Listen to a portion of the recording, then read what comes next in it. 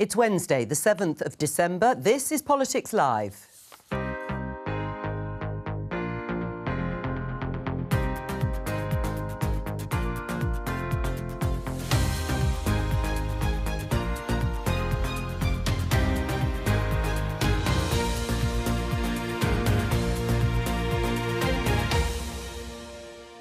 Joining me today, Conservative MP Vicky Ford, Scottish National Party MP Drew Hendry, Daily Mirror political editor John Stevens and Times Radio's chief political commentator Lucy Fisher. Today, if everyone in the public sector were to receive a pay rise in line with inflation, that would cost an extra £28 billion, an extra £1,000 per household. Lives are being lost because we cannot staff the ambulance service and health service because the government has presided over a decade of real terms pay cuts. 'Tis the season to strike, but who's Scrooge, the government or the unions? I don't think Michelle Mone should have been made appear in the first place, but I think what this exposes is there is something rotten at the heart of the Tory party. Labour go on the attack over the Tory baroness embroiled in a row over lobbying for COVID contracts. Britain is one of the most centralised systems in Europe, and the centre has not delivered. Can Keir Starmer's devolution offer change minds in Scotland? And after U-turns on house building and wind farms to placate his own MPs, Rishi Sunak faces Keir Starmer at Prime Minister's Questions. We'll bring you that live at noon.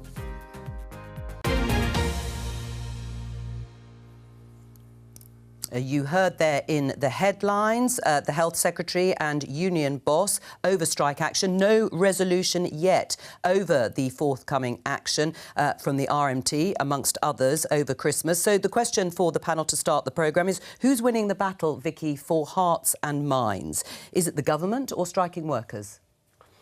I just think the whole thing is so sad. I'm an NHS doctor's wife. I absolutely understand how important those who work in public services are. But to come to these strikes and the impact that's going to have on other people. In my constituency in Chelmsford, I've got hundreds of kids who get on the trains every day to get in and out of school, and they're not going to be they're going to be struggling again. You'll have people who are desperate to get back to family for Christmas. We haven't had a Christmas for 3 years and they're just not going to be able to get there because they're striking on So New Year's are you Eve. saying then the public is supporting the government on this? So I think what the public are seeing is incredibly difficult economic times. We've got this global inflation caused by Putin's war in Ukraine, and the public get that if people are given unaffordable pay rises, you're just going to push inflation up and up and up even more, and that makes everybody poorer.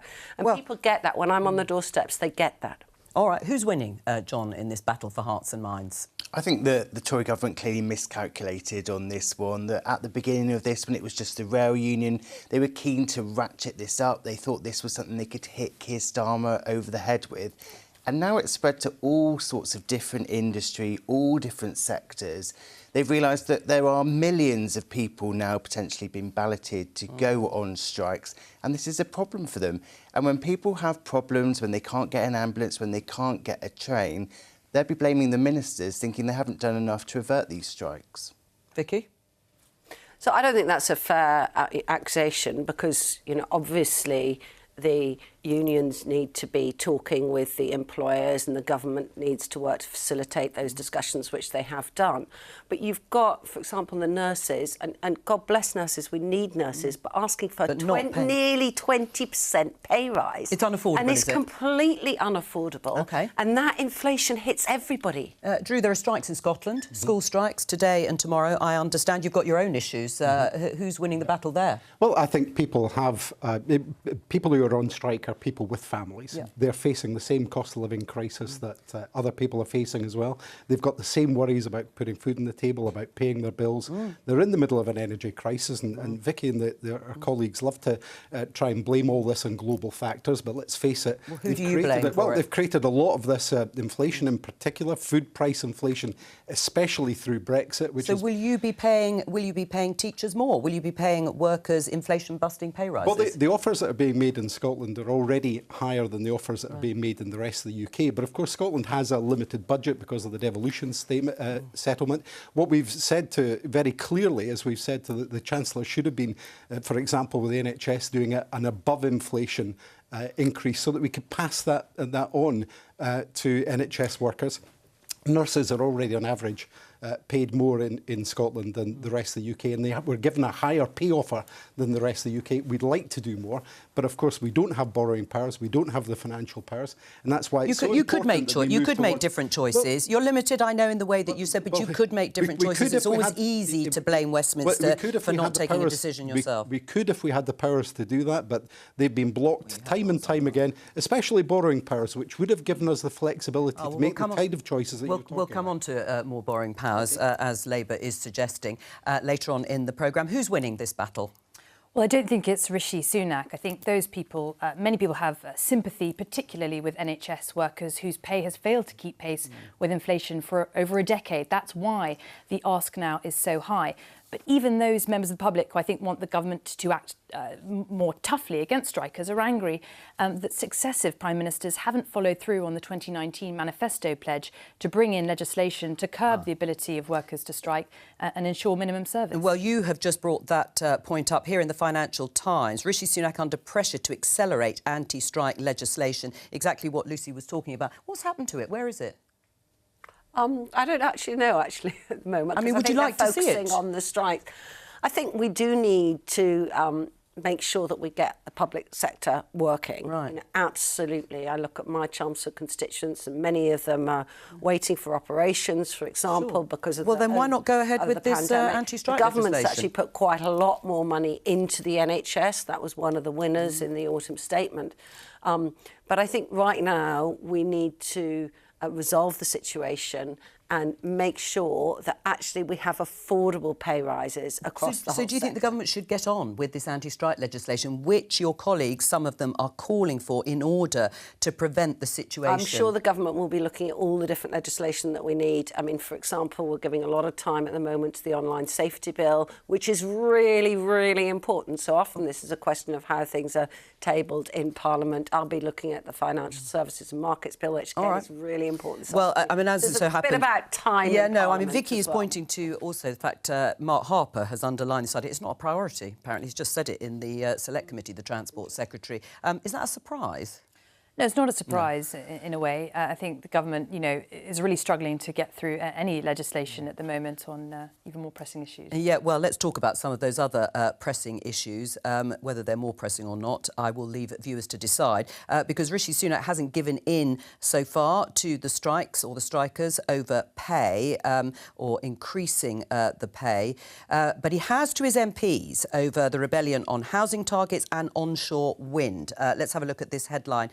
In The Guardian, onshore wind farm rule to be relaxed in new U-turn. And this was despite him saying during the leadership campaign this in a tweet. Rishi Sunak, energy self-sufficient by 2045, massive expansion in offshore wind, scrap plans to relax the ban on onshore wind. He has, in fact, just agreed to do precisely the opposite. What has it done to Rishi Sunak's authority, Vicki? I think when I listen to colleagues and chat with colleagues, they've been quite pleased that the government's been listening to them.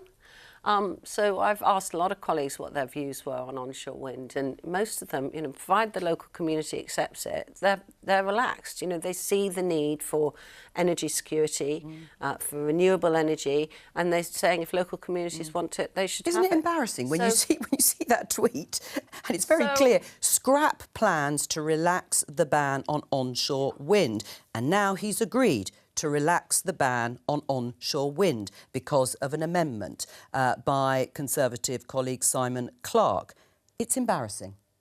Well, I think it's important that the government listens to what their MPs have got to say. OK, and there's been a lot of stories and bend, even if he believes the opposite. There's been a lot of stories in the press about how the majority of the public would actually support more onshore wind. Public opinions changed. You know, we've seen the increasing rise in energy. Where's the evidence of that? Well, we've seen. The only thing that's changed is Rishi Sunak's changed his view because of the circumstances. Well, I think the circumstances have changed because of the huge rise in energy bills that people have When have was seen. this? What was the date of this tweet from Rishi Sunak? It would have been this summer, long after the invasion of Ukraine. I'm just telling you, because the question is, how is Rishi's authority working with colleagues? That'll be Rishi Sunak on the phone for you. I'll let you deal with the phone. But is it the right decision? If public opinion has moved, is it the right decision to actually say we should relax the ban on onshore? The ban on onshore wind and solar power, by the way, was always ridiculous. The fact All right, so you agree then with... Well, the fact is that, you know, we should have been having more of a rush towards renewable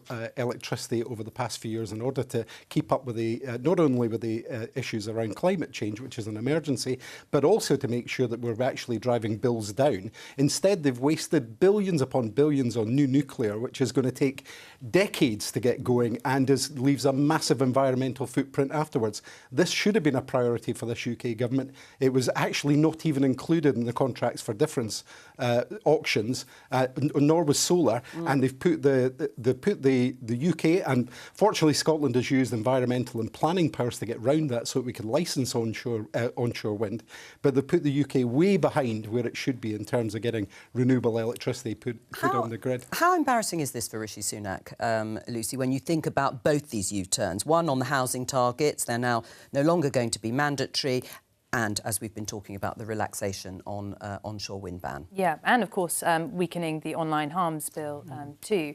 I think it is embarrassing. You know, when you look on paper, the Conservative Party has a majority of 69. By historical standards, that's a very commanding majority, and you'd think the government would be able to push through quite a bold legislative agenda with that. And yet he's inherited a party that is so split, that has got out of the habit of discipline. And indeed, I think many of the 2019 Red Wall MPs who arrived immediately, we sort of had the pandemic, they grew up under a different sort of system, weren't as controlled by the whips.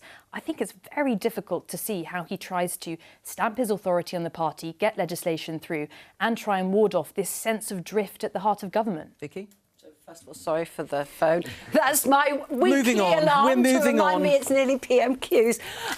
You need an alarm to remind you of PMQs? Anyway, get in and get my seat.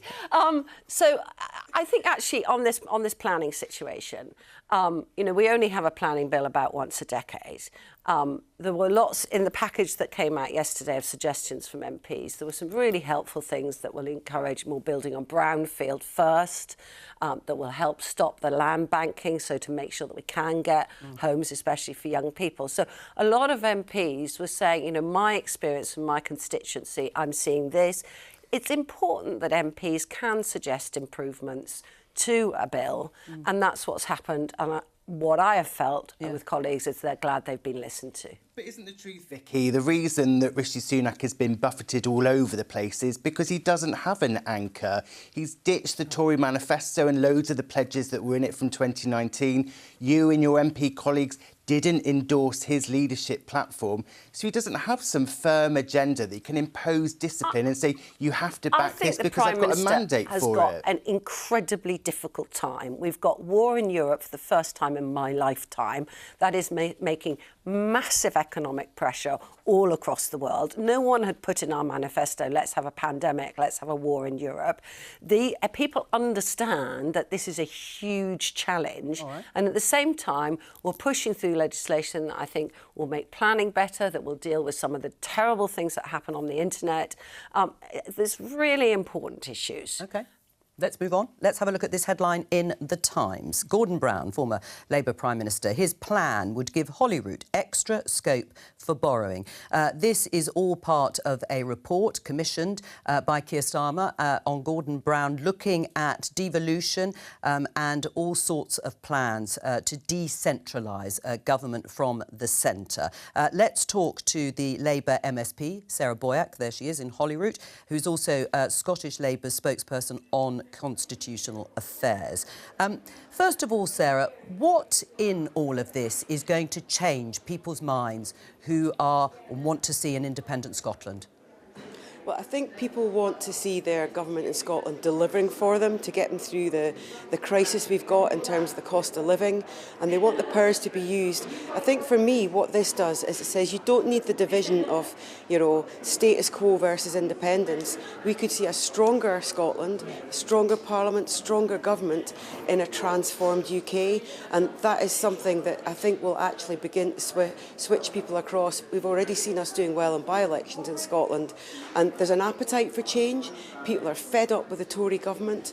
They've been riding roughshod over devolution in recent years, but they really want change. And that, I think, is what a Labour government would deliver. And with the paper that Gordon Brown's put forward and that Keir Starmer has spoken so positively about, you can see we're doing the heavy lifting now. We're telling people this change is coming, sign up to it, and we will transform the country. Drew? It's a pretty thin gruel, actually, when you look at it. I think everybody remembers back in 2014 when Gordon Brown brought the vow out that we were going to have the most powerful Parliament. We're going to be near federalism, and we've had what we've seen since then is the Internal Market Act, stripping powers away from Scotland and so forth. So that's not happened.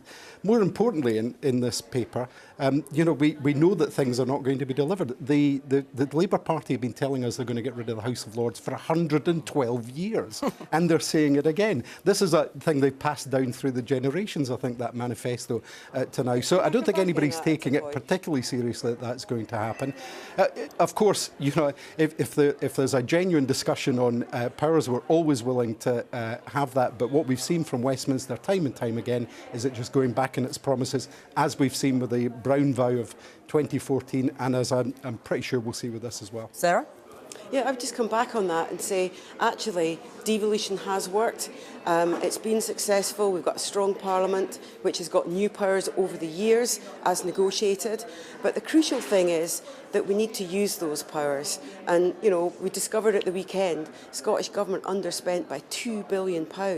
In a budget of 50 billion, that's pretty shocking. So we need change. And on the particular point about the House of Lords, what is significant about this report is it's out in good time. We've now got the heavy lifting that's been done. And if you think back to 1997, Labour government got elected, a Parliament was established in 2 years. That was massive constitutional change. So this is serious. The heavy lifting is being done. We'll be consulting. We'll make sure it's in the manifesto. And can I just make one point? The UK is out of step across the globe. 780 odd appointed peers with the corruption we're seeing over the last few years. People want to change, whether it's Manchester, Liverpool, Newcastle. There's an opportunity here, and a house that would be for the nations and regions, that would be transformative, and that's what's different. We're not just saying we want to change House of Lords, we're saying how, and we'll consult on the detail. And I take you back to 1997, we set up the Scottish Parliament, it's been successful. The bit we didn't focus on was taking power out the centre, and that's the key thing. 50,000 civil service jobs moving out of London, more powers to the mayors who've been very successful. So it's about democracy. And in Scotland, we need a bit of that as well, because we've got a government in Scotland that is centralising power. So time for change, a stronger Scotland in a transformed UK. I think the voters will like that. What's not to like about that, Drew? Well, the reality is, far from what Sarah's saying, is that the Westminster Parliament has been taking powers away. I mentioned the Internal Market Act. We saw the Brexit vote where 62% of people in Scotland voted against leaving the EU. That was completely ignored. Scotland's bid to have a discussion on that was completely ignored by Westminster here. We know that none of the things that were promised in 2014 have been delivered. We know that the very, as I pointed out, the very long-term promises from the Labour Party over the House of Lords are not going to be delivered. They're already rowing back on whether they do that or not, and talking about consultations. This is not going to deliver the change that Sarah, makes the real difference for Scotland. Sarah, can I ask you, can I ask you a question, Sarah? I mean, what I don't understand is what in this paper is going to persuade or change the minds of people who are in favour of independence, which is what you have to change those minds. They support Drew Hendry. What in this sort of commission is there that's going to change people's minds? Well, there was only 30 to 35% of people thought we should have a referendum next year for independence. And I think the thing we'll be saying to independence supporters is, actually, independence is like Brexit times 10. Not my words, but somebody who supports independence. But not for Scotland. Did you mind not interrupting me? I didn't interrupt you. The point is, this is serious politics. We want to entrench devolution, and that point I made earlier about power from the centre. We established the Synod and the Scottish Parliament. What we didn't do was to radically transform the centre of the UK, and that's what's different about this piece of work. And that's why announcing it now, with Keir Starmer on side, means that this stuff's going to be in our manifesto, and people will know that that's what we'll get when they vote Labour across the UK. Can I just talk about the House of Lords? Because actually, what is your objection? An elected House of Lords, abolishing the way it's set up now? You could be part of that. Well, what we've got at the moment, first of all, let's just put it in context. The House of Lords is a bloated organisation. But we're talking about what's being proposed here by Labour. Body outside in the world outside of communist China, I believe, just now. That's where we are at the moment in the UK. There's nothing, you know, I'm not against reforming the House of Lords. What I am against is the constant hot air about doing it and lack of action that actually comes from it. Whenever a Tory or Labour Party get into power, they've done no more than tinkering, basic tinkering, whenever they've been in power, despite the 100-odd-year promises for doing something with it. The interesting thing about this, though, is they would deny the people of Scotland their democratic right to have a referendum because of a mandate delivered to the Scottish Parliament, and yet they would have a referendum on these proposals, according to these papers. So a referendum for some people, but not for the people of Scotland who voted time and time again. Well, Sarah, respond on that point. Yeah, well, I said, you know, the opinion polls were clear. People in Scotland do not want a referendum now. And in fact, I can remind you, it was the Scottish Government that actually took the case to the Supreme Court. So that is clear now. What we want is change, though, and that's what Labour would deliver. And well, hang on, you say you will deliver it, Sarah, but I think you said it was 112 years or whatever it was regarding the House of Lords. What is the evidence that you would actually go ahead with this? Because senior Labour figures in the Lords, including the Speaker John McFall, don't like them. They don't like these proposals for an elected chamber, and they say it would challenge the supremacy of the House of Commons. So you don't even have sort of wholehearted support from the Labour Party. No, I've spoken to a lot of Lords who are also very supportive, and it's about democracy, it's about accountability, and I'll go back to the point, it's about taking power out of London. If you look at the economics in the paper that Gordon Brown presented, we've got inequalities and they need to be addressed, and a key issue of a new House of Nations and Regions would be like the rest of the world, be more democratic, and it would empower Scotland, because at the moment we've seen the Tories ripping up devolution, and a key change we'd make is that the UK's got the power not normally to legislate on Scottish issues that are devolved to us, and the Tories have been overriding that. We would stop that happening, we'd remove that word, and we'd make sure that the powers we have in Scotland are ours to use, and they need to be accountable. And I just go back to, we set up the Scottish Parliament, you know, in 1997, that was our commitment, we did that. There's the same passion and there's the same energy across the UK. People want change, we'll deliver it. Sarah Boyack there at Holyrood, thank you very much. Let me just show you this headline in The Independent. Speaker of Lords warns against wholly elected upper house of Parliament. I mean, this refers to the proposal we've been discussing, Lucy, but it's interesting that we've had John McFall, David Blunkett and Peter Mandelson all saying they're very sceptical about this abolishing House of Lords reform idea and an elected second chamber. Yeah, and in a way that's not surprising, is it? You don't get turkeys voting for Christmas. No. But there is something in what they say, I think, certainly David Blunkett and Peter Mandelson, and that this would soak up so much time and energy when we're heading into the longest recession since the Second World War. Is this the right priority? And therefore I'm not surprised that Keir Starmer has so far avoided making any firm commitment. And if I just add on the devolution point, I think the problem with devolution is either it's offered and it's a case of it's met with ingratitude. It's a case of give an inch, take a mile. And north of the border in Scotland, people want more. And the rest of England, I'm not sure it does really meet and answer the disaffection that we've seen, the Brexit issue that Keir Starmer thinks it does. And when I think of some of the examples of where devolution has been offered, I love a decade ago in Hartlepool when they had the opportunity to elect their first mayor, they chose a bloke in a monkey suit, the local mascot. You know, people don't necessarily want machinery of government changes. They want growth, they want good jobs and opportunities. And the two things don't necessarily match up in people's minds. I mean, is it really a priority for Keir Starmer in his first term if they win the next election? I think the problem is most of us would probably agree on what the problems with the House of Lords are, that there are too many peers, that some of the peers who get picked are possibly not the right selection. Some names come to mind, people like Baroness Moan, questions about why on earth David Cameron put her in there in the first place.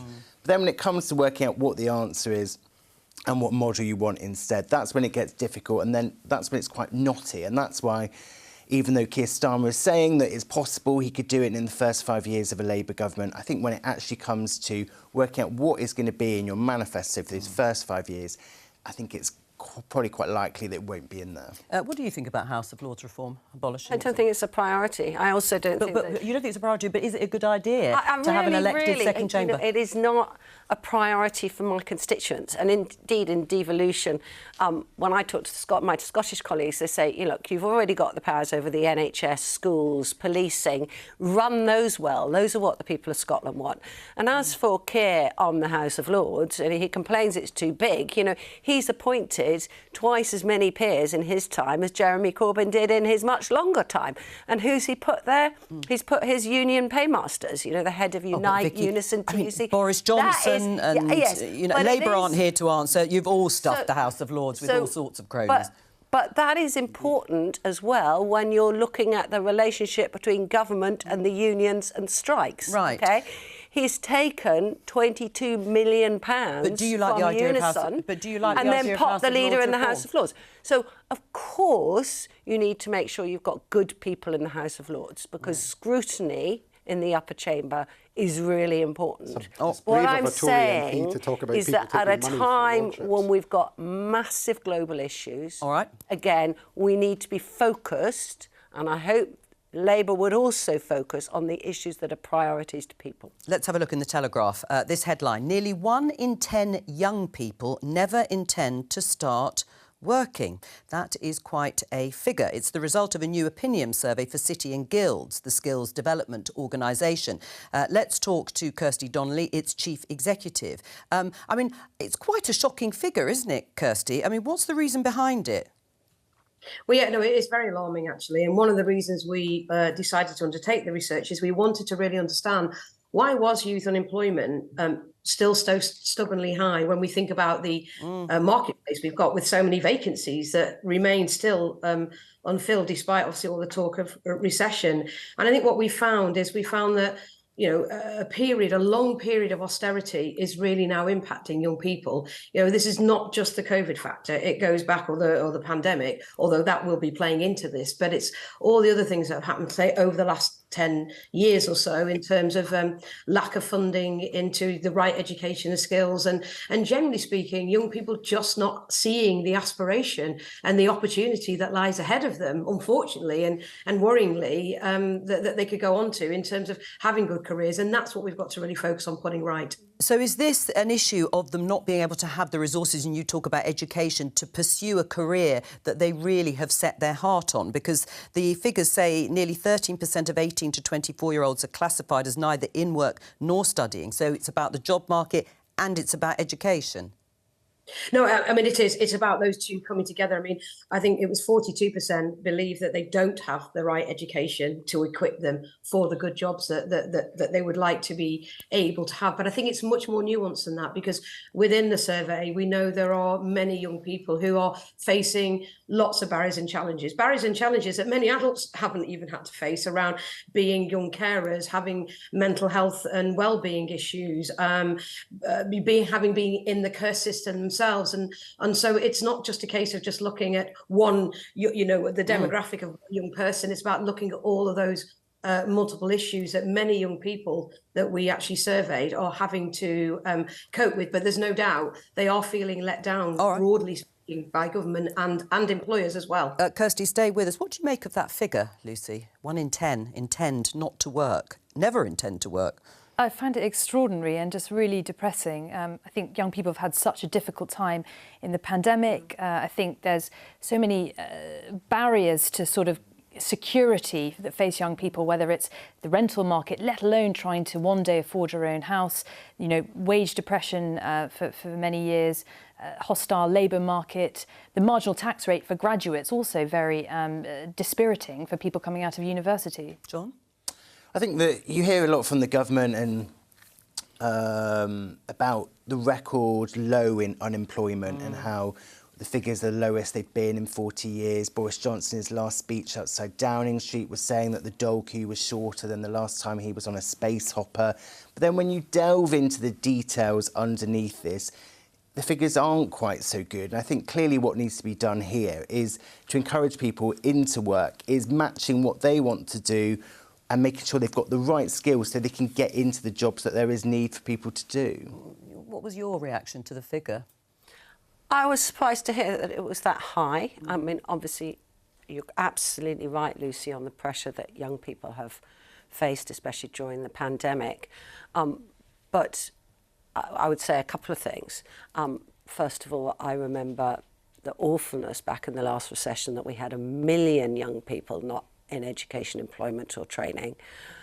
That's come down. There's been 5 million apprentices started since 2010, and I speak to many young apprentices who are really pleased. The Kickstart programme that we had during the pandemic. So why so many people never intending to start working? Because we just heard 250,000 jobs were started. But that doesn't stack up, does it, with those figures?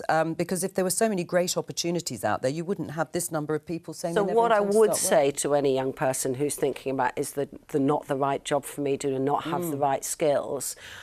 If they've already finished their education, please go into your local job centre. I was in my local job centre on Friday. They're doing fantastic work, bespoke one-on-one work to try and find the right opportunities.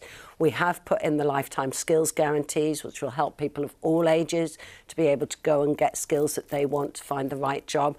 And obviously, you know, the changes we're bringing in education with T-levels and other technical education to try and make sure that we better match young people's education with what employers offer is coming through, and that is also making a big difference. But my number one thing would be to say, if you don't think the right job is there for you, go into the job centre, make an appointment, get the advice. I've seen it firsthand. It makes a difference. I mean, the situation's not much better in Scotland, Drew. The number of young people who are unemployed in Scotland has jumped by 15,500 over the last year, with youth unemployment rate rising from 8.3% to 13.5%.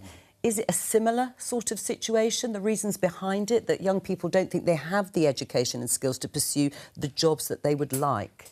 Well, you know, I mean, it's a shocking figure. The UK-wide figure is shocking. If you're telling me, I haven't seen the sub-figures for Scotland that have been pulled out of this research, but if you're telling me it's somewhere near that, then that's something that obviously has to be looked at. I don't have the answers for you here about why that's happening just now. I know there's a lot of effort going in Scotland to make sure that people have the access to apprenticeships, that they get the access to further education. We've scrapped tuition fees in Scotland to make it easier for people to go to university. Well, that's been quite a long time, though, hasn't it? Exactly so. But as I say, I don't know the background for the figures that you're quoting just now, or indeed what they are from that report. But I would say there's a lot of effort going into it. We do need to make sure that, you know, wherever we are, whatever nation of the UK it is, that we're creating a place of hope for young people. And we have to focus on that in terms of how we develop policy. Well, it's interesting, your issue, as you say, of hope. This is the Guardian headline. New UK disability claims double in past year, with fastest rise among teens. That's according to the Institute for Fiscal Studies. Say claims for the personal independence payment has doubled to 30,000 a month between the summer of 21 and July this year. Do you think to some extent the pandemic has promoted a culture of dependency? I think, well, first of all, it's been really important that we can get those PIP payments out to people who need them, OK? And we have put more supportive people with disabilities. But also, the other thing I saw when I was in my job centre on Friday is the work that's been happening with people who have disabilities to try and enable them to get into work. And that is, it does need extra support, but that is going in. And it's absolutely remarkable when you talk to some of the people who've been supported, how that's giving them hope, maybe helping them with mental health issues, which might have been part of it as well. Well, Kirsty, what do you think? Do you blame the pandemic? You mentioned it in your earlier answers to be only partly responsible, but you listen to those figures there from the Institute for Fiscal Studies. Do you think that may have some sort of bearing in terms of the position for young people and trying to find their way in the job market? Well, there's no doubt it's exacerbated it, absolutely. But when you actually look at the data that lies behind it, which is why I say we can't just keep using the pandemic as the only reason. I mean, we're talking here about people who have received, well over a quarter have received free school meals over a long period of time. This is pre-pandemic. People have been a young carer pre-pandemic. So I think the pandemic has definitely exacerbated it.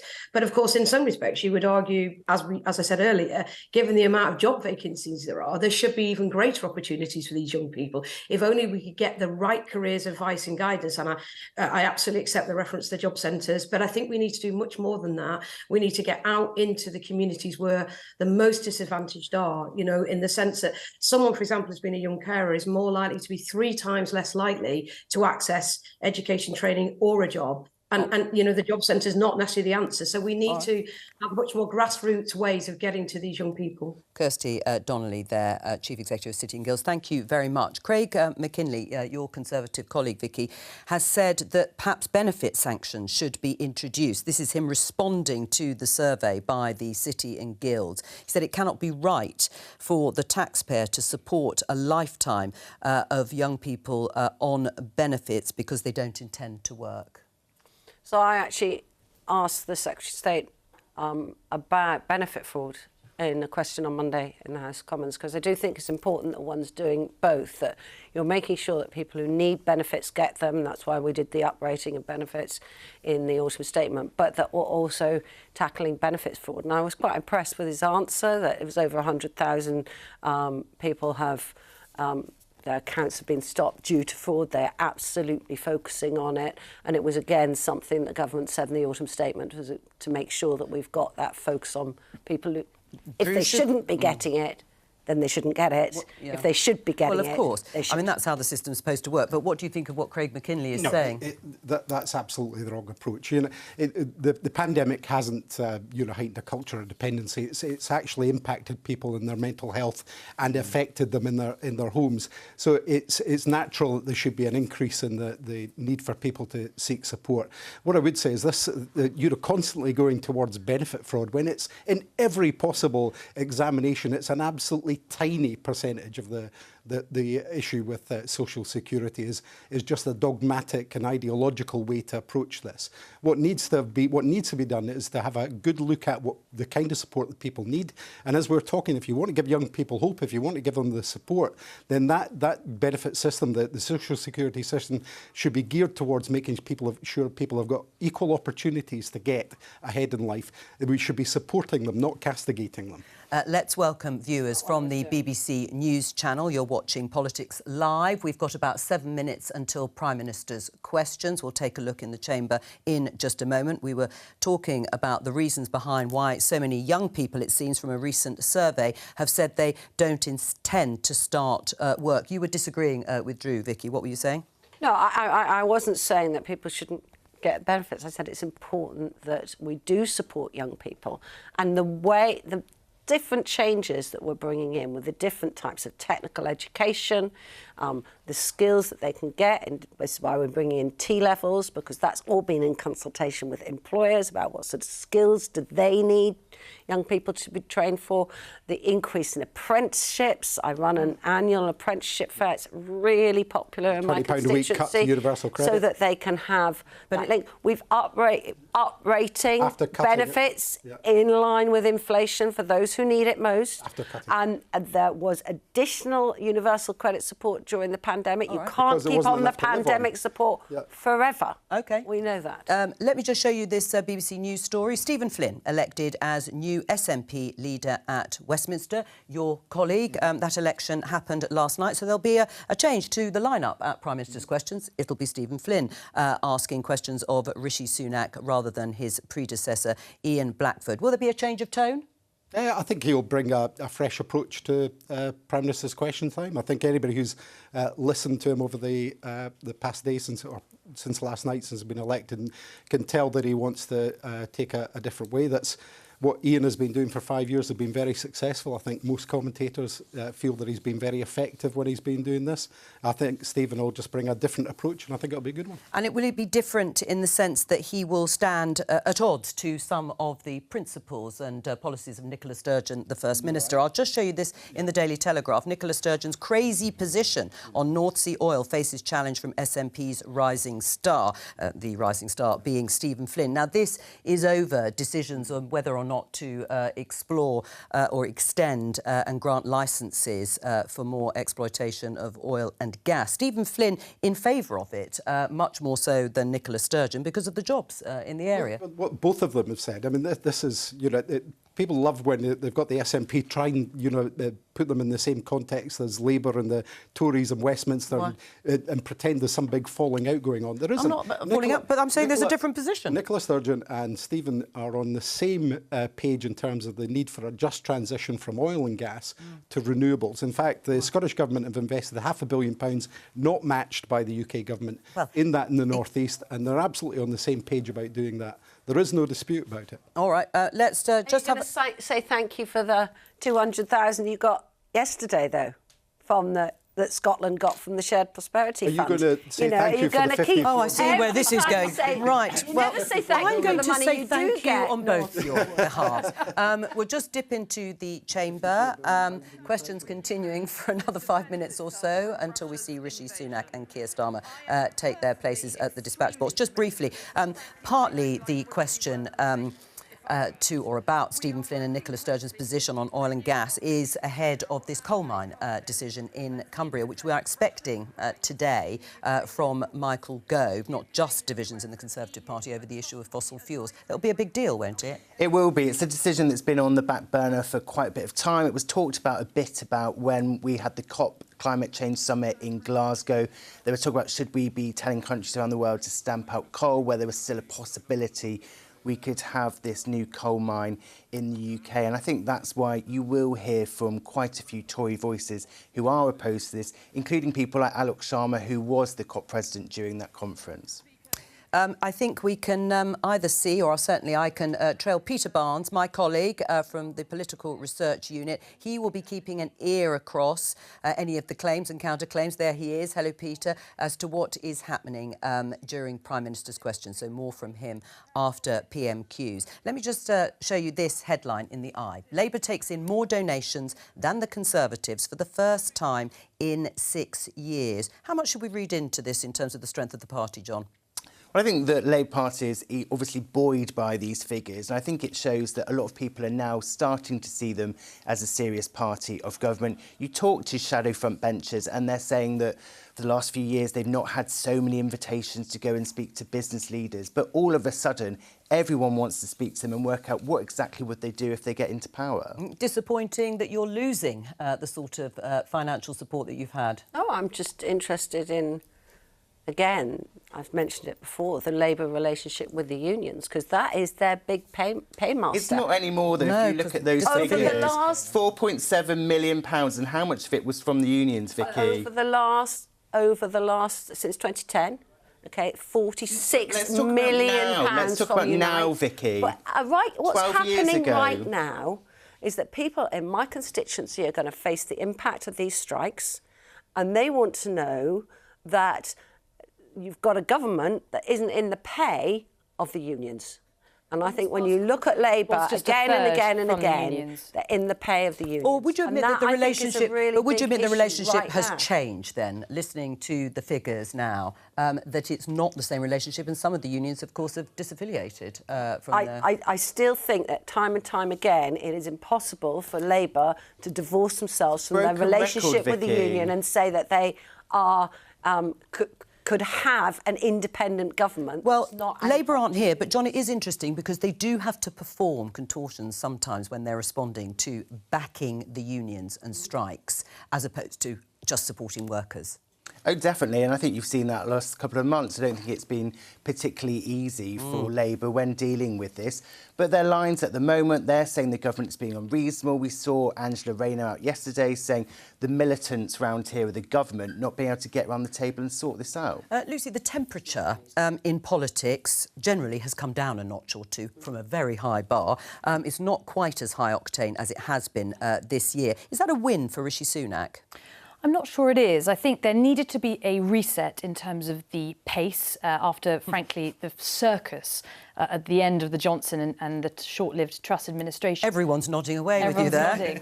But it does leave a vacuum. You know, I've been interested this week, a couple of stories from the Times splashing on opposition research, first on ambulance figures and then, and in fact, another NHS story from Labour. So if the government is trying to stop the pace of politics moving at such breakneck speed, that does allow Labour, the Lib Dems, the SNP to speak more. And of course, issues like strikes aren't going to go away. So, do you think it's a deliberate strategy by Number 10? Do you think that is what they're actively doing? It's not just that Rishi Sunak is a different politician and a different Prime Minister? Yeah, I do. I think there is a renewed sense of seriousness in Downing Street as well about wanting to grapple with policy issues seriously, not try and gamify the media by having an ever-running hamster wheel of announcements of things that aren't necessarily going to happen. They want to take their time a bit more to try and grip some of their priorities. They know there's only 2 years left till the next election. It needs to be things like the small boats crisis. They want to think about how to try and deal with that and deliver. But it does mean there is this sort of vacuum that is being filled with dissenting voices and with some of the sort of issues that are facing the country. I think we can probably go into the chamber shortly. Lindsay Hoyle, the Speaker, reading out notices just before Prime Minister's question starts, just before we do go in. Vicki, do you agree with that? It's left a vacuum. I think when I talk to my constituents, they want stability. You know, we've seen, as you know, a very bumpy time. They know that we're in the middle of this war in Europe. They know the impact that that's had on prices. And it's incredibly difficult for whoever's trying to govern at the moment. Let's go into the chamber. Thank you. Mr. Speaker, this morning I had meetings with ministerial colleagues and others. In addition to my duties in this House, I shall have further such meetings later today. Dr. Philippa. Thank you very much, Mr. Speaker. Yesterday, the United Kingdom in its current form turned 100 years old. But neither the Prime Minister nor the leader of the Labour Party seem to recognise the challenge of the Supreme Court ruling as to the very nature of the union. He didn't answer me 2 weeks ago, so can the Prime Minister clarify if he still believes the UK is a voluntary union? And if so, can he explain the democratic route by which the people of Scotland can choose whether to stay in it or not? Well, Mr. Speaker, we fully respect the decision of the Supreme Court and believe strongly in the United Kingdom. And as I said to the Honourable Lady last time, we will work constructively with the Scottish Government to deliver for the people of Scotland. Anthony Brown. Thank you, Mr. Speaker. Financial scams are the most common form of crime, causing immense emotional and financial distress to millions of people. And government efforts in this matter have tended to focus on making sure that scammers can't launder their proceeds of crime and that victims get compensation. Both of those are really important, but they're acting after the scams happened. Does my right honourable friend, the Prime Minister, agree with me that government departments, regulators and industry, perhaps guided by an anti-scams task force, could do far more to stop scams happening in the first place? And will he meet with me to talk about this? Well, Mr. Speaker, my honourable friend is right to highlight the hurt that scammers and fraudsters can cause. We are working closely with industry to block more fraudulent calls from reaching the public, and importantly, our new online safety bill will place duties on the largest internet companies to tackle scam ads. I would be happy to meet with my honourable friend to discuss further. We now come to the Leader of the Opposition, Keir Starmer. Thank you, Mr. Speaker. Can I start by welcoming the new Member of Parliament for the City of Chester to her place in this House. It's the best result for Labour in the 105 years we've been fighting that seat, and I look forward to working with her to build a better future for the people of Chester. Mr. Speaker, the Conservative Party promised the country it would build 300,000 houses a year. This week, without asking a single voter, The Prime Minister broke that promise by scrapping mandatory targets. What changed? Mr. Speaker, let me start by also welcoming the Honourable Lady to her place. Now, the Honourable Gentleman comes here every week, and I know he's focused on the process and the politics, but I don't think he's actually taken the time to read the detail of what we are doing to improve our planning system. So let me just explain what we are doing.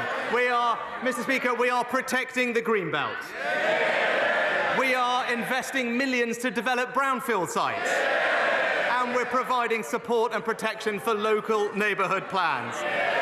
Just this morning, the Shadow Housing Secretary said, communities should have control over where homes are built and what sort of homes are built. That's my position, that's her position. What's his position?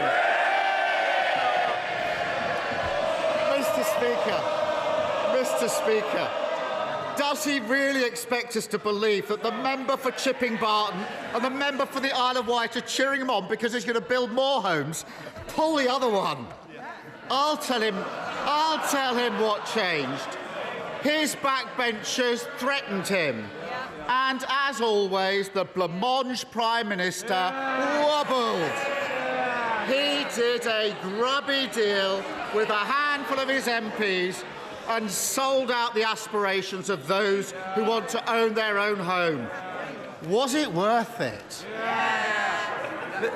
Mr. Speaker, as ever, engaging in the petty personality politics, not focused on the substance. Again, let me explain what we're doing. We're delivering what I said we would do. We're protecting the character of local communities. We're cracking down on land banking and irresponsible developers.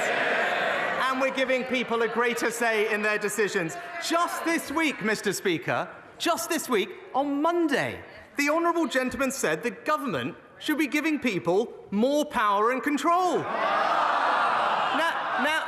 Now he seems to be opposing that policy. It's only Wednesday. I know he flip-flops, but even for him it's pretty quick. Mr. Speaker, he's forgotten. Last week I offered him Labour votes to pass these housing targets because this is bigger than politics. The former Housing Secretary on their side said scrapping mandatory targets would, this is his words from their side of the House, be a colossal failure of political leadership. No wonder he doesn't want to fight the next election, Mr. Speaker.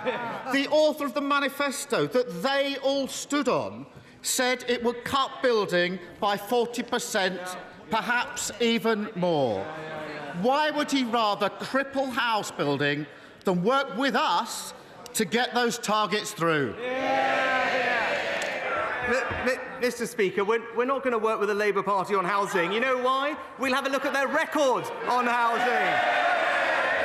In London, the former Conservative mayor in 5 years built 60,000 affordable homes. The current Labour mayor, half of that amount.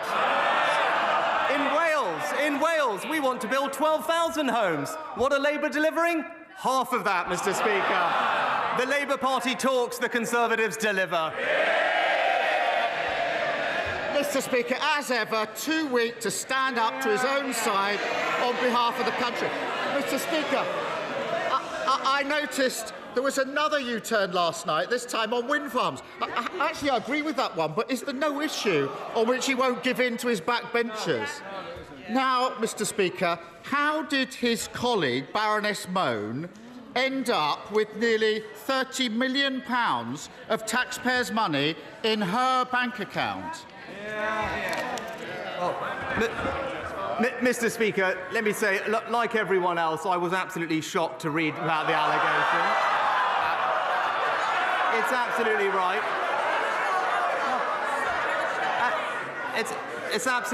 It's absolutely right that she is no longer attending the House of Lords and therefore no longer has the Conservative whip.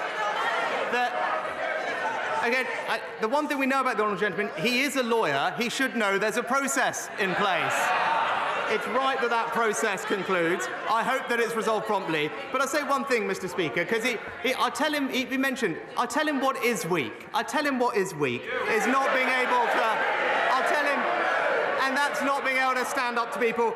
I know he's taken some advice from Gordon Brown lately. Why doesn't he listen to a former minister in Gordon Brown's government who just said, why does the Labour Party refuse to stand up for workers in businesses like pubs and restaurants who will lose business as a result of the train strikes? Labour should stand up for working people. If he's strong, that's what he should do. Mr. Speaker, it may not seem like it, but he's supposed to be the Prime Minister. This morning, his Transport Secretary said that his flagship legislation on strikes, this is what he said this morning, his Transport Secretary, might want to listen to this, is clearly not going to help with the industrial action we're facing. He should stop grandstanding, stop sitting on his hands, get round the table and resolve these issues. And everyone can see what's happening here. A Tory politician got their hands on hundreds of millions in taxpayers' money and then provided Duff PPE, and he says he's shocked. He was the Chancellor. He signed the cheques. How much is he going to get back? Mr. Speaker, it's right that he brought up legislation with regard to strikes, and I'm very happy to address it, actually. So, hard-working families right now in this country are facing challenges. The government has been reasonable. It's accepted the recommendations of an independent pay body, giving pay rises in many cases higher than the private sector. But if the union leaders to continue to be unreasonable, then it is my duty to take action to protect the lives and livelihoods of the British public. And that's why, Mr. Speaker, since I became Prime Minister, I have been working for new, tough laws to protect people from this disruption. That's the legislation he's asking about. Will he now confirm that he'll stand up for working people and that he and his party will back that legislation? Mr. Speaker, he's obviously not heard what his Transport Secretary said about that legislation this morning. And it's obvious why they're so opposed to Labour's plans to clean up Westminster. They all voted for tax rises for working people, while one of their unelected peers pocketed millions flogging dodgy PPE. Should be ashamed. Now, Mr. Speaker, I want to raise something that is worrying parents across the country. Our hearts go out to the families of the children who've tragically died from the outbreak of Strep A in recent weeks. I'm very happy to work with the government on this. So can he take the opportunity to update the country on the measures the country is taking to keep children safe this winter? Well, Mr. Speaker, my thoughts are, of course, with the families of the children who have sadly lost their lives. We are seeing a higher number of cases from Strep A this year compared to usual. What I can say is that the NHS, who I have sat down to talk about this, are working very hard to make sure parents are aware of the symptoms that they should be looking out to, because this can be treated appropriately with antibiotics. There are no current shortages of drugs available to treat this, and there are well-established procedures in place to ensure that that remains the case. And the UK SHA are monitoring the situation at pace, and what they have confirmed is that this is not a new strain of Strep A, so people should be reassured about that. There is no reason to believe that it's become more lethal or more resistant to antibiotics, so the most important thing for parents to do is look out for the symptoms and get the treatment that is available for them. Thank you, Mr. Speaker. Airbnb-type short-term lets provide a positive experience for many holidaymakers, but too many cause real issues for local communities. In Westminster, we have 13,000 Airbnb properties alone. Does my right honourable friend, the Prime Minister, agree with me that it is now time to consider a registration scheme managed by local authorities so councils can properly manage this growing sector? My right honourable friend, the Levelling Up Secretary, has indeed said that we will deliver a new tourist accommodation registration scheme, something I know my honourable friend has asked for. It will increase appropriate regulation of the sector, better understand and monitor the impact on local communities, and we will also consult on whether planning permissions should be required for new short-term holiday lets, especially in tourist hotspots. Can I welcome the new leader of the SNP and thank you in Blackford previously. Stephen. Thank you, Mr Speaker. I wish to begin by paying tribute to my friend and colleague, the Right Honourable Member for Ross Skye and Lochaber, who has served us with diligence and duty for the last 5 years. Mr Speaker, he is a giant of the Scottish independence movement. Mr Speaker, he's seen off not one, not two, but 3 consecutive Tory Prime Ministers. Indeed, he was on to his 4th in recent weeks. And to that latest Prime Minister, I have a very simple question. What does he consider to be the greatest achievement of the Conservative Party in government since 2019? Leaving the single market and customs union, ending freedom of movement, denying Scotland her democracy, or getting the Labour Party to agree with all of the above? Mr Speaker, can I start by offering my genuine and warm, heartfelt best wishes to the Right Honourable Member for Ross Skye and Lochaber. I know the whole House will miss his weekly contributions. And may I also congratulate or join the First Minister in congratulating the honourable gentleman on his appointment as the Westminster leader of the SNP. I look forward to a constructive debate with him across the dispatch box. And Mr Speaker, the answer to his question is actually very simple. The things that we are most proud of in the last couple of years is making sure that we protected this country through the pandemic with furlough and with the fastest vaccine rollout. Mr Speaker, far be it for me to offer advice to a near billionaire, but he's going to have to up his game. And here's why, because in the last 15 minutes, a poll has landed which shows that support for Scottish independence has now hit 56%. And support for the Scottish National Party sits north of 50%. So in that context, can I ask the Prime Minister, does he consider that increasing energy bills on households in energy-rich Scotland by a further £500 will cause those poll numbers to rise or to fall? Well, Mr Speaker, what we're delivering for households across the United Kingdom, including those in Scotland, is £55 billion of support with energy bills. It will save a typical homeowner about £900 under their bills this winter, with extra support for the most vulnerable. And that is, Mr Speaker, an example of the United Kingdom and the Union delivering for people in Scotland. David Morris. Thank you, Mr Speaker. Mr Speaker, the Eden Project North is now getting right to the end of the process. It's gone through right to the levelling up stage 2. It has planning permission, it has land allocation, it has everything that's going to offer the north of England. Prime Minister, when are we going to be getting the Eden Project North? Well, Mr Speaker, my honourable friend, I think the whole House knows my honourable friend has been a passionate campaigner for Eden North for some time. I was pleased to work with him in my previous role. He knows I can't comment on any specific bid, but I know that the Secretary of State will be making these decisions by the end of the year, and I wish him and everyone involved in the project every success. Stephen Farley. Most people and businesses in Northern Ireland accept the need for the protocol and want to see negotiated, pragmatic solutions to the various challenges. While there has been a clear improvement in the mood music between the UK and the European Union over recent weeks, there is a growing frustration and concern at the slow rate of actual progress in those talks. So what steps can the Prime Minister take to inject some momentum into those negotiations? And indeed, can I encourage him to visit Northern Ireland as soon as possible, preferably before Christmas, to engage with local stakeholders around the protocol and also to hear views on how the Assembly can be restored via reform? Well, can I thank the honourable gentleman for his question, and I enjoyed meeting him recently to discuss these issues. Let me give him and the people of Northern Ireland my assurance that I want to see the issues with the protocol resolved as quickly as possible. I do believe that if people enter into these talks that we are having in a spirit of goodwill and pragmatism, that we can indeed find a way through. My right honourable friend, the Foreign Secretary and Vice President Sefcovic, are in regular dialogue, and I will take on board his suggestion to come visit Northern Ireland to discuss these things in person. Durham Henry.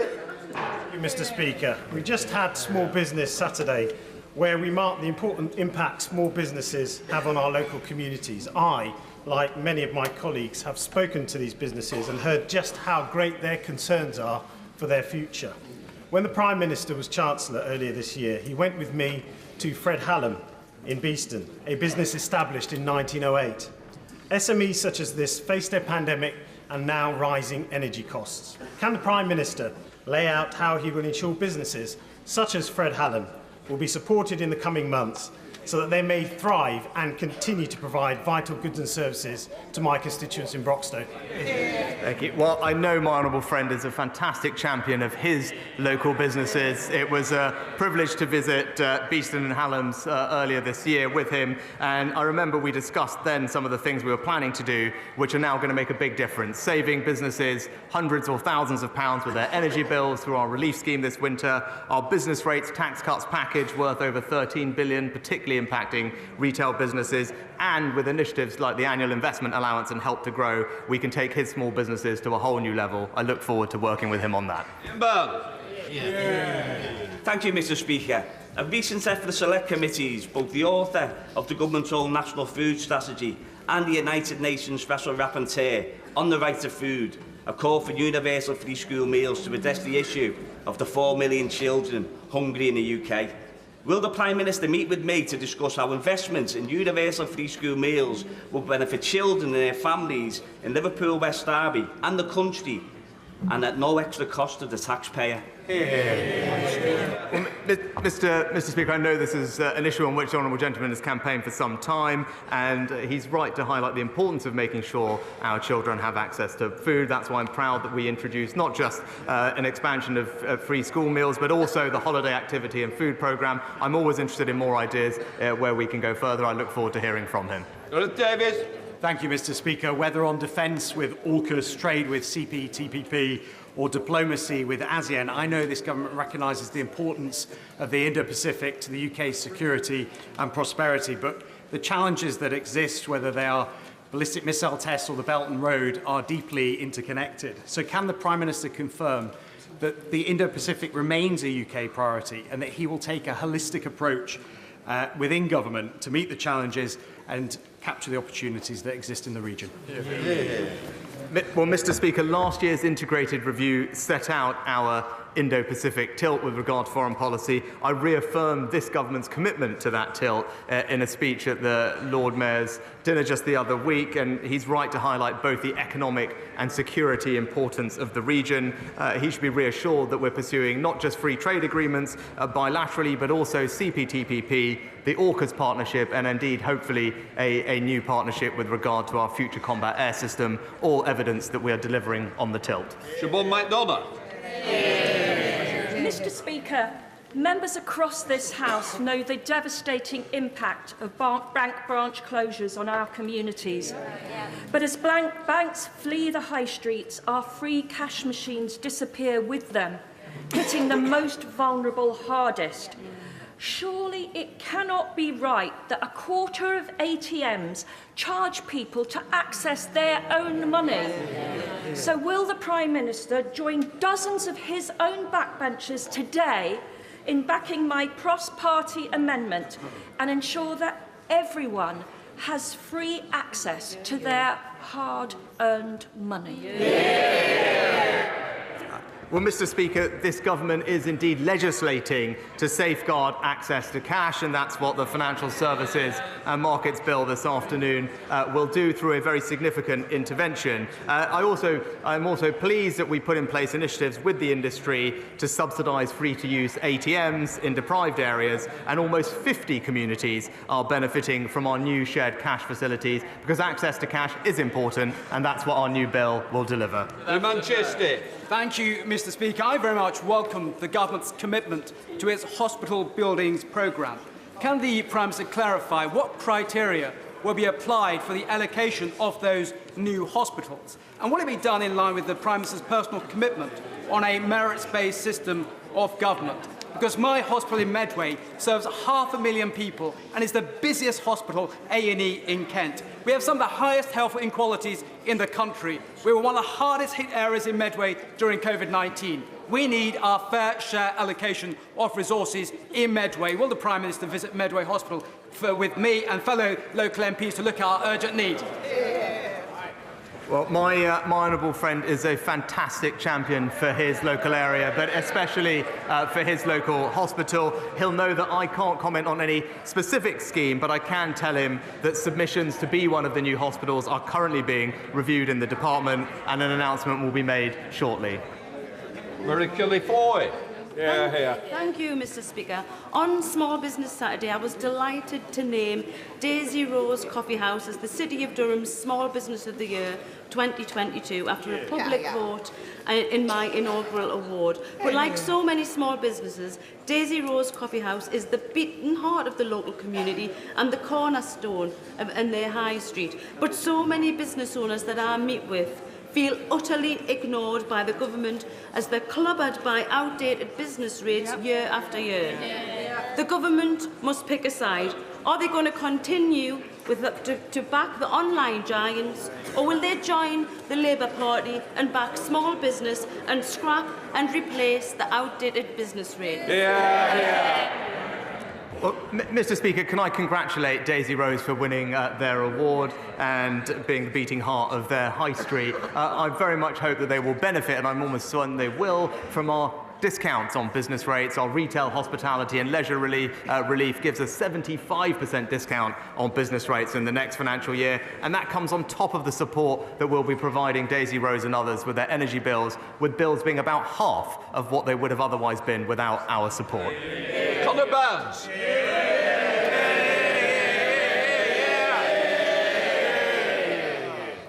Thank you, Mr. Speaker. Mr. Speaker, can I thank you and colleagues across the House for your kindness and encouragement in recent weeks. Can I ask my right honourable friend, the Prime Minister, this afternoon to recommit the government he leads to our ambition of levelling up communities in every part of our great United Kingdom? And to that end, could I invite my right honourable friend to come and visit my Bournemouth West constituency and see the latest school rebuild, the multi-million-pound rebuild of the Oak Academy, which will stand as a lasting tribute of opportunity to the people I have the privilege of serving in this House. Well, Mr. Speaker, can I say that it's very nice to hear from my right honourable friend today, and he's absolutely right. There is no better way to spread opportunity around the country than by investing in our children's future. I'm absolutely delighted that Oak Academy in his constituency is benefiting from our school rebuilding programme, and I will certainly ask my office to keep his kind invitation in mind. Alan Doran. Thank you, Mr. Speaker. Mr. Speaker, I've raised this matter before, but despite meeting with a previous Prime Minister in 2020, this matter has not progressed. In 1984, I was a serving police officer on the Metropolitan Police when, on the 17th of April, WPC Yvonne Fletcher was shot in the back and killed whilst policing a political demonstration outside the Libyan embassy. No one has ever been charged in connection with her murder. In November last year, in delivering his judgment in a civil case, a senior High Court Justice, Mr. Justice Spencer, said, "I am satisfied that on the balance of probabilities that the defendant, Saleh Mabrouk, is jointly liable for the shooting of WPC Yvonne Fletcher on the doctrine of common design." Will the Prime Minister meet with me to see how this case may be taken forward and finally bring those responsible for the murder of Yvonne to justice in a criminal court? Oh, can I thank the honourable gentleman for his continued work on this case. As he said, it's something that he has raised before. He'll appreciate that while I can't speak in detail on any particular case, there are differences in the standard of proof required for civil and criminal proceedings. That said, the CPS will consider any new information that is referred to them by the police in relation to this case, and of course, I'd be very happy to meet with him. Jackie Doyle-Price. Returning to the theme of communities being able to decide where to build, in Thurrock we embrace our obligations to deliver more new homes, and at Arena Essex we have an application to deliver 2,500 new homes ready to go. However, there is a standing objection to any development over 300 homes from National Highways because of the impact on junction 30 of the M25. Could I ask my right honourable friend what advice he gives to Thurrock Council as to how they can deliver their housing obligations with this national constraint? Mr. Speaker, I thank my honourable friend for her question, and she highlights a great example of a council that is trying to do the right thing and put the right homes in the right places. They should have our support. If I'd ask her, please, to write to my right honourable friend, the Levelling Up Secretary, with the details of the issue so we can give her a full response, but praise her council to trying to make sure that we can build the homes where we need them. Dame Diana Johnson. Thank you, Mr. Speaker. Why can't the government process asylum claims within 6 months, thereby saving £5.6 million a day on asylum seekers' accommodation, granting asylum to those who need it quickly, and stopping the abuse of the system, which currently has a backlog of 147,000 asylum claims? Mr. Speaker, what we are doing is significantly increasing the number of caseworkers. We are on course to double it by next spring, with several hundred already in place. And she is right that the process takes longer than it should. Often, that is because people are able to exploit some of the rules in our system and make sequential claims. That is exactly the type of thing that the Home Secretary and I are working on fixing, and I look forward to having the party opposite support when we do. Thank you, Mr. Speaker. There have been more reported deaths and adverse reactions following mRNA vaccination in 18 months than there has been to every conventional vaccine administered worldwide for the last 50 years. And given that mRNA vaccines are not recommended for pregnant women or those who are breastfeeding, would my right honourable friend overturn the Big Pharma-funded MHRA's recent recommendation that these experimental vaccines are administered to children as young as 6 months of age? Mr. Speaker, let me first say that I believe COVID vaccines are indeed safe and effective. And no vaccine, COVID or otherwise, will be approved unless it meets the UK regulator standards of safety, quality and effectiveness. We have an independent body. The JCVI determines which age groups the vaccine is recommended for use in as part of the vaccination programme, and of course the ultimate decision will lie with parents. Thank you, Mr. Speaker. During COVID, we all applauded our NHS nurses who put their lives on the line to help millions of our constituents and our loved ones. But we now know that at the same time, Tory spivs were helping themselves, using their connections and COVID to help themselves to millions of pounds of public money. Why is the Prime Minister on the side of the spivs and not on the side of the nurses?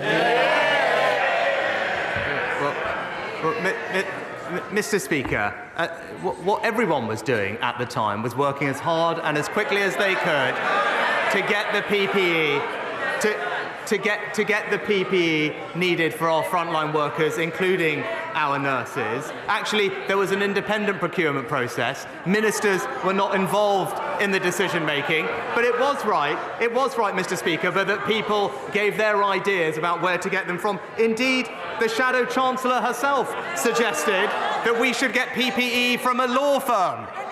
She suggested we should get ventilators from a football agent. Everyone was trying as hard as they can. We should remember the context and stop playing politics. Thank you, Mr. Speaker. 2 weeks ago, more than 350 people attended a meeting in Skegness to discuss the use of 5 seafront hotels to house asylum seekers. They were united in their view that there was a long-term economic impact and a pressure on public services. They told me loud and clear that, like the Prime Minister, they think hotels are the wrong place for asylum seekers. Does he agree with me that the government needs urgently to lay out a plan that moves beyond the use of hotels, puts asylum seekers in the right place for them and the right place for coastal communities such as those in Skegness? I completely agree with my honourable friend. We are now spending £6 million a day housing asylum seekers. Hotels are incredibly expensive. We will urgently bring forward proposals to reduce the pressure, but as he knows, as I know, the best way to solve this problem sustainably is to reduce the number of illegal migrants coming to the United Kingdom, and that's what this government will deliver. Miss Elmore. Thank you, Mr. Speaker. Audit Wales has confirmed that the Welsh Labour Government responded well and got on with the job of delivering value for taxpayers' money. Can the Prime Minister tell the House what first attracted him to awarding £1 billion of COVID contracts to Tory donors and supporters, and what is he doing to claw taxpayers' money back? Again, Mr. Speaker, we delivered 32 billion pieces of PPE to the front line at a time when there was a global shortage. As I've already said, everyone tried to do their bit. We heard recommendations from the Shadow Chancellor, but it was right that hers and everyone else's suggestions went through an independent process where ministers were not involved in the decisions. Robin Walker. Josh McAllister's independent review of children's social care has been with the government since May, and I understand there's been some disappointment that the response to it won't be published before Christmas. But can the Prime Minister ensure, given the very important recommendations about some of the most vulnerable children in our society and the families who support them, the people who support them, that there will be a strong and robust government response as early as possible in the new year? Yes, my honourable friend obviously knows this subject area well. He's right to highlight the importance of making sure that we do provide good quality support to vulnerable children. The report has a lot of interesting suggestions in it, and he's right, and I can commit to him, we will respond in due course. Final question, Claire Hannah. Thank you very much, Prime Minister. Over 70% of Northern Ireland's international tourists arrive to Dublin and travel across the land border. The UK Government's proposed electronic travel authorisation would likely mean the North being struck off the itinerary of operators and many independent travellers. And the last thing we need is a barrier to one of our biggest economic drivers, to say nothing of the impact on non-Irish and British people living in Ireland. Members from across the House have acknowledged that our border isn't a normal one. Will the Prime Minister commit to scrapping this unworkable proposal? Mr. Speaker, I can give the Honourable Lady my assurance that we remain very committed to the common travel area and indeed do not want to see any checks on the island of Ireland, and that's why we're working very hard to resolve the issues with the protocol and ensure Northern Ireland's place in the United Kingdom. And that brings us to the end of this week's Prime Minister's Questions. I'm joined, as always, in this half of the programme by the government, represented by Andrew Bowie, the Exports Minister today, by Labour, the Shadow Justice Secretary Steve Reid, hello to you, and the BBC's Deputy Political Editor, Vicki Young. We're going to talk about strikes in just a moment. But Vicky, Keir Starmer, the Labour leader, focused a number of his questions on the Conservative peer, Baroness Michelle Mone. Give us the background to this story. Yeah, well, this is all about how personal protective equipment contracts were handed out during COVID. Now, you'll remember at the time there was an absolute desperate scramble to get hold of this kind of stuff. So what the government did is it set up a VIP lane, a kind of priority process whereby MPs and peers from any party could recommend companies that they knew about who would be able to provide it. Now, in 2020, there was a company called PPE MedPro. They were awarded 2 contracts worth more than £200 million. A published list later revealed that the Conservative peer, Baroness Mone, was the source of the referral. She named this company and said that they could come up with the goods. And a Cabinet Officer Minister then put it onto this VIP high priority route. Now, she has always denied links to that company. Her lawyers say she had no role or function in PPE MedPro. But The Guardian reported that a trust in which the peer, her and her children were beneficiaries, and it says that they may have received as much as £29 million originating from the company's profits. Now, the House of Lords Commissioner for Standards has launched an inquiry but says he's unable to finalise or publish it because the matter is under investigation by the police or another agency. So that is the background to what's been going on with all of this. Now, you mentioned The Guardian, this headline, Mone, Michelle Mone, you see they're lobbied for second firm with secret links to husband. What is this about? Well, this is another claim, as you say there, in The Guardian. Their report saying they've seen documents linking another firm called LFI Logistics with Douglas Barrowman, her husband. We haven't managed to verify those reports. The government has said that the new firm, that firm, didn't get any contracts, and she and her husband have previously denied various claims about their involvement in all of this. But as you can see there, it is absolutely rumbling on. We have various statements from Baroness Mone, who rejects the allegations that she benefited personally and financially from the awarding of these contracts, and a spokesman for her has said that the legal team, her legal team, are dealing with what they call a witch hunt situation. Rishi Sunak said he was shocked by the allegations and the claims, but not shocked enough, it seems, to have withdrawn the Conservative whip from Michelle Mone. In fact, it was up to her to take a leave of absence, and then she did lose the whip as a consequence of that. Why wasn't it taken away by Rishi Sunak? Well, firstly, I share the shock felt by the Prime Minister. I think just about everybody else reading the allegations in the newspapers this morning and in the previous few days. It's absolutely right that she's taken a leave of absence from the House of Lords. That means she no longer takes the Conservative take that whip. preemptive move himself?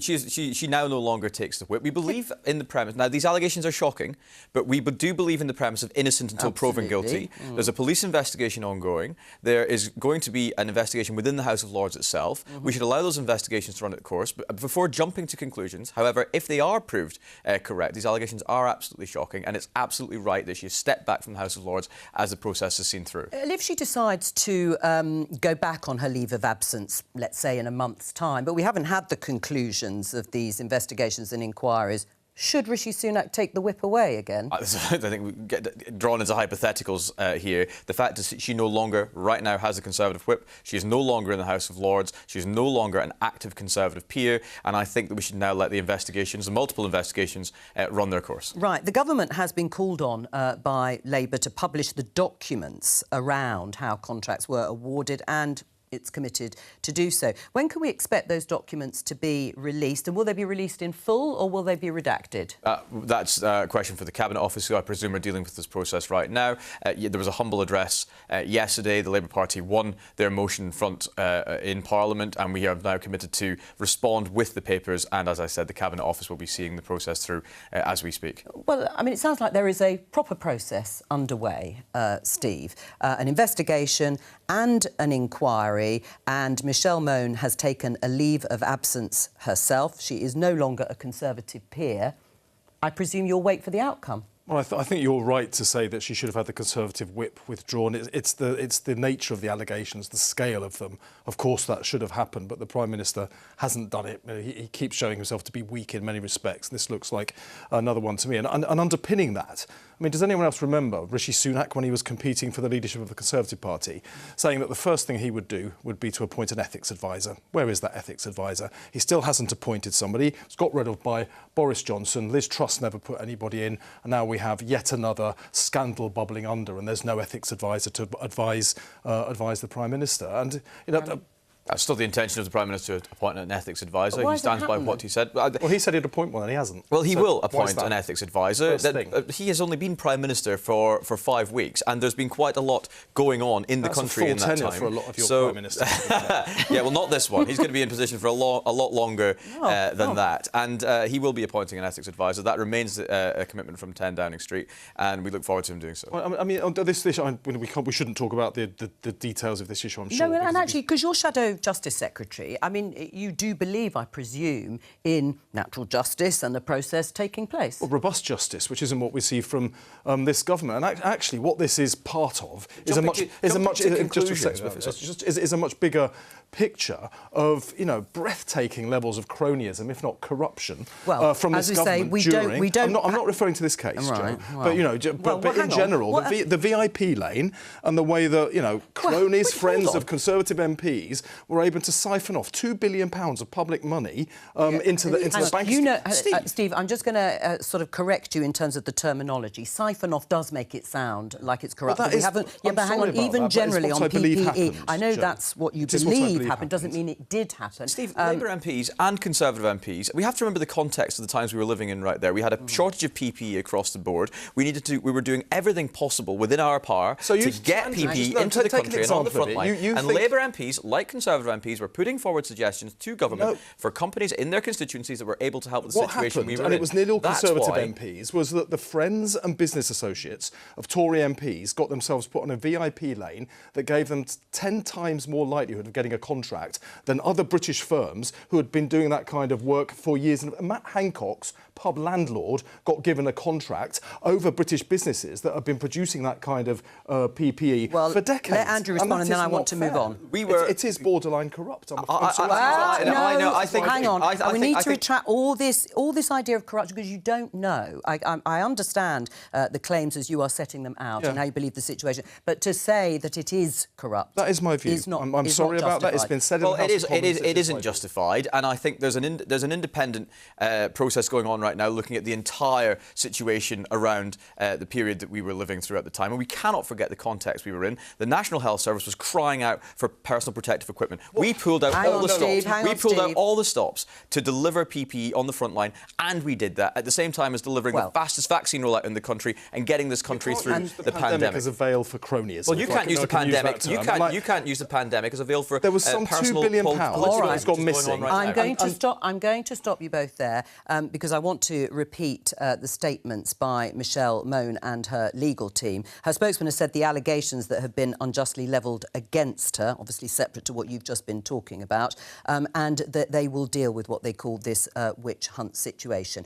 Let's move on and talk about the strikes, as I said was also discussed at PMQs. Talk to Peter Barnes, my colleague in the Political Research Unit. Peter, what did you pick out from today's exchanges in Prime Minister's questions that I can talk to my guests about? Well, Keir Starmer raised this interesting question about this proposed law, which is called the Transport Strikes Minimum Service Levels Bill, and I'm just looking at it here on the Parliament website. And that is an idea for a law that was first introduced by Liz Truss when she was Prime Minister. And the idea is that if transport workers go on strike, like the train workers, the rail workers currently are, they would still have a legal obligation to provide minimum service levels, even though they were on strike. Now, this bit of law, this proposed law, was introduced to the House of Commons. It was published on October the 20th.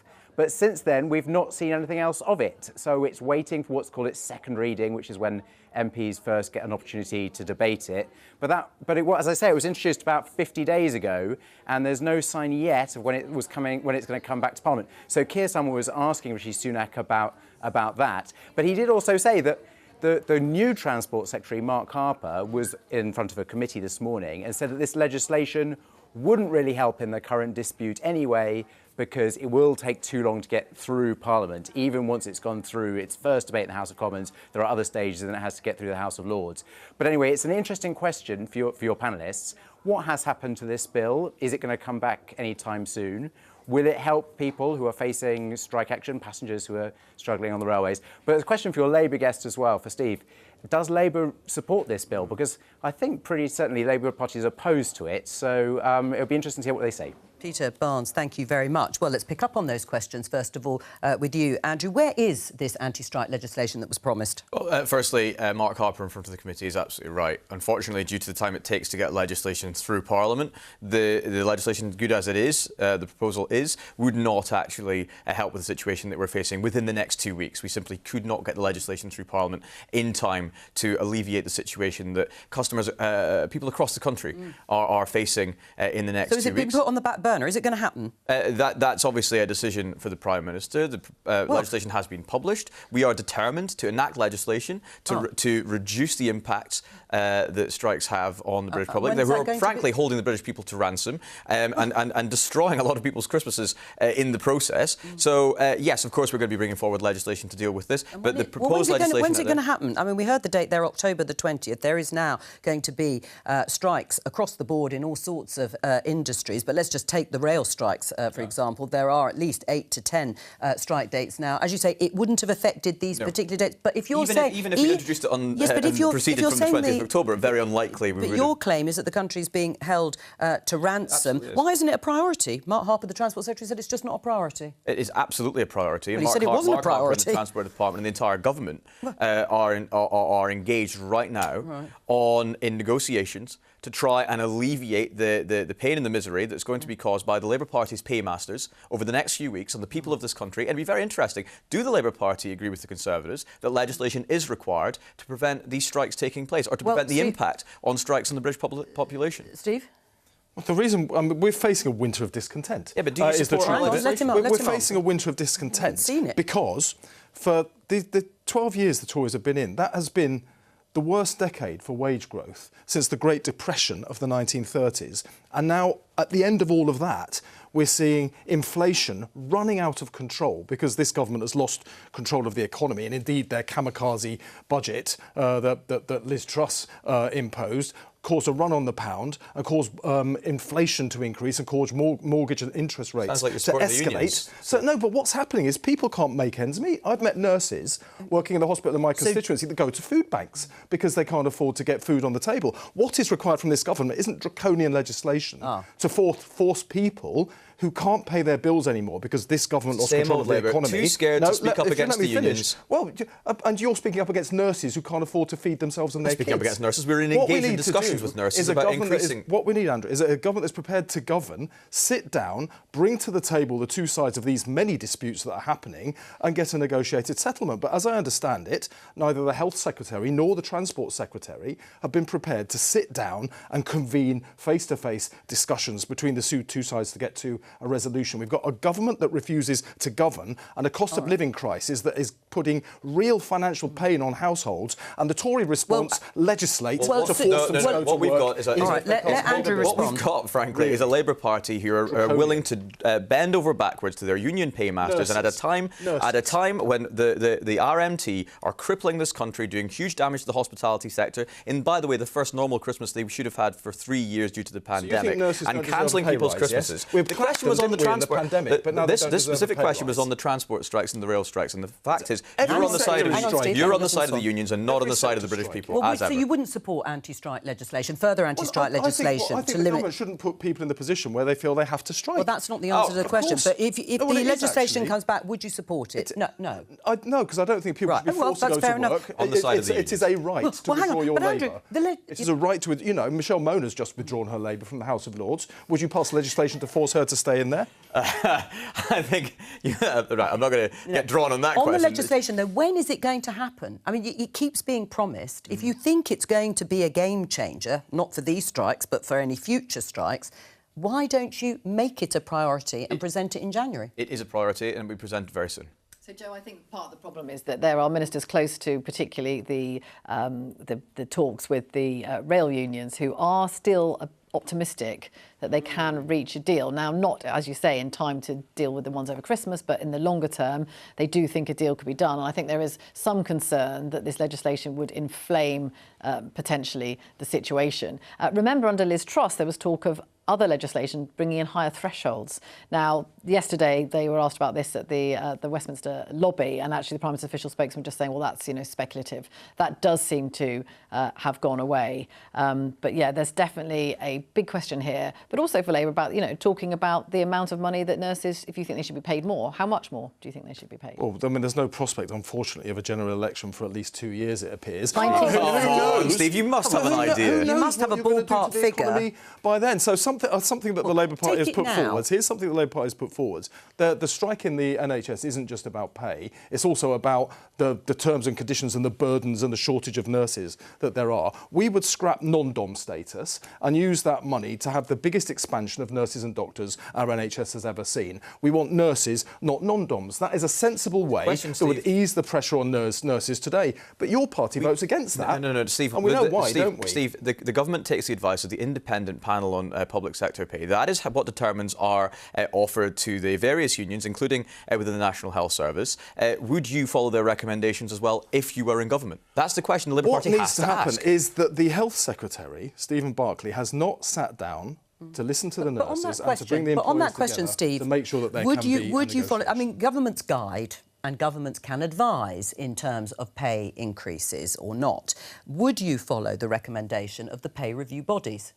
It's certainly something we need to take into account, but the key issue here is it comes after a decade of wages held down, a decade of underinvestment in the NHS, and a shortage of nurses relative to the numbers of people. We keep hearing that the Labour Party is a government in waiting. We keep hearing that the Labour Party is a government in waiting. Instead, and invest that money in nurses. We keep hearing the Labour Party is a government in waiting, but on two of the biggest questions facing the country today, do you support the RMT and their strikes through Christmas? Would you follow the principles and the advice of the independent peer review bodies. You cannot answer those two Well, questions. Instead, what do we have? Andrew, we have a 700-page report published by Gordon Brown, supported by Keir Starmer, on constitutional reform and the House of Lords, when we are facing the big issues that are facing the British people right now, and we are prepared to take the tough decisions to get Britain through the situation is because your government lost control of the economy right and people need a pay rise because they can't afford to make ends meet. Now, if you want to legislate to force people to go to work when they can't afford to get food and have to go to food banks, nurses, we want to legislate to protect this country from being held to ransom by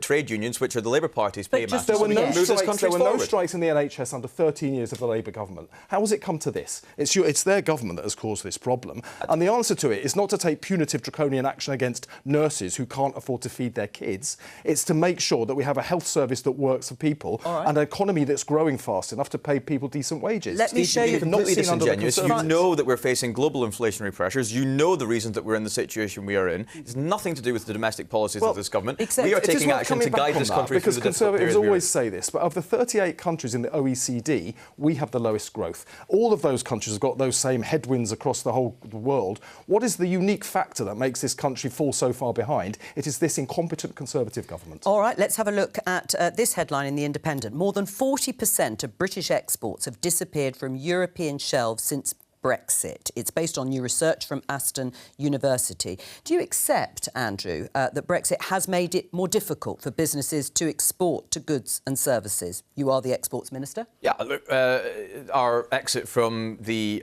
single market and the customs union has obviously changed the relationship between British exporters and made it more difficult. But we are determined to resolve the situations, to make it easier for British exporters to get their goods onto shelves within the European continent. As each day goes past, companies in this country are finding it easier to get their goods into Europe. We're determined to make it even easier than it is right now. But has it made it harder? Has Brexit made it harder? It's changed the relationship. There's no doubt about that. And of course, it takes time for companies to get to grips with, to understand, and to easily navigate the new rules and the systems that are in place. We're in the Department for International Trade committed to actually simplifying the process. How are you going to make it easier? I mean, because the research also shows a reduction in product varieties being exported to the EU. Isn't that going to hurt businesses if they're producing fewer things because they can't sell them? Yeah, but we're determined to drive up exports, not just to Europe, but around the world. Look at what we're doing in Australia and New Zealand. Look at the discussions that are going on with the trade deal that the former DEFRA Minister George Eustace said was a rotten deal, even though he supported Brexit. Well, you won't be surprised to find that I disagree wholeheartedly with George Eustace's prognosis of the deals that we've done with Australia and New Zealand. They're groundbreaking, especially for many areas of the UK economy that are growing, financial services just being one of them. You want to increase exports to the EU from where we are now. How are you going to do it? Various ways. We're in the middle of discussions. We've got a target of getting the UK up to £1 trillion of exports. Of course, Europe is a major market for British goods. They want to buy our stuff, and we're working hard across the board to simplify the process by which British companies get their goods into Europe. Right, but imagine, I know nothing about this, and actually I don't know anything about how businesses trade. How do you do it? We're going to simplify the customs process. That's going to mean engaging with various countries across the European Union, and of course making it a simpler process to do all the paperwork, the new paperwork. Are you hoping to do that individually with countries in the EU rather than doing it with the EU as a whole? There will be a variety of discussions that are ongoing between the UK and the EU as a whole, and individual countries. Are they receptive to that? Pardon? Are they receptive to that? Yes, of course they are. They want to buy British stuff. We want to sell them our stuff, and we're going to, and trade's going to go up. You must embrace this because, of course, Keir Starmer's made a big thing about making Brexit work better than the Conservatives, but you're not going back to rejoining the single market. You're not going back to freedom of movement. No. So how would you do it? No one wants to reopen those divisions. But, you know, as Andrew put it, you can't easily navigate a fatberg of bureaucracy at the British borders. And what's happened is hitting smaller and medium-sized companies, the biggest, companies that can't afford to have warehouses in continental Europe. They're finding that it's become nearly impossible for them to export and trade with Europe. But you're supporting Brexit, so you must think that there's an upside to this. I've got a textile company, a clothes manufacturer in my constituency that used to do enormous amounts of trades with the European Union, and they've had to stop and lay off staff because of it. Well, have you got an idea for Andrew to take on? What would Labour do? What we need to do is look at where we can align standards and reduce the the tariffs and barriers at the border to allow trade to flow more easily. These companies are having to fill in. They showed me one of them. Deal. I'm not sure the EU would accept a Swiss-style deal. Switzerland doesn't like the Swiss-style deal. But you know, 30-page forms that you have to fill in for each type of goods that you're going to export. They negotiated this, and we need to get rid of it. Aligning with EU standards. It's not about closer alignment. Well, it's about simplifying the process at the border. We're going to digitise the process. This is quite technical, but we have got a process underway right now, Border 25, whereby we want to digitise the entire customs process. That will make it much simpler and much easier for British companies to export to Europe. But we need buy-in from both sides. It's all well and good. Well, it sounds like it is buy-in. It's all well and good for Steve to sit here and say we need, a close alignment on standards and all the rest of it. But that's going to take, goodwill on both sides. Now, we are determined to do what we need to on our side. We need cooperation and engagement with. Well, we are. If you look at the Northern Ireland Protocol, veteran standards. We haven't got time for the Northern Ireland Protocol. We've got 45 seconds. It sounds like these two agree, Vicki, on at least this issue. Yeah, but that's the interesting thing, isn't it, about this whole discussion about Brexit and the implications. Actually, Labour aren't particularly going on the attack on it because of the reasons we've just heard. So, yeah, if they can both come up with some ideas to make it easier, then maybe that's the way forward for Rishi Sunak, who does seem to be compromising with lots of people, certainly in his own party at the moment. All right, well, we're going to leave it there. We'll do the Nile and North Protocol another time. That's all we have time for today. Thank you to all of my guests. And Adam Fleming will be here in the chair tomorrow with Politics Live at 12:15 on BBC Two and on the BBC iPlayer. Bye-bye.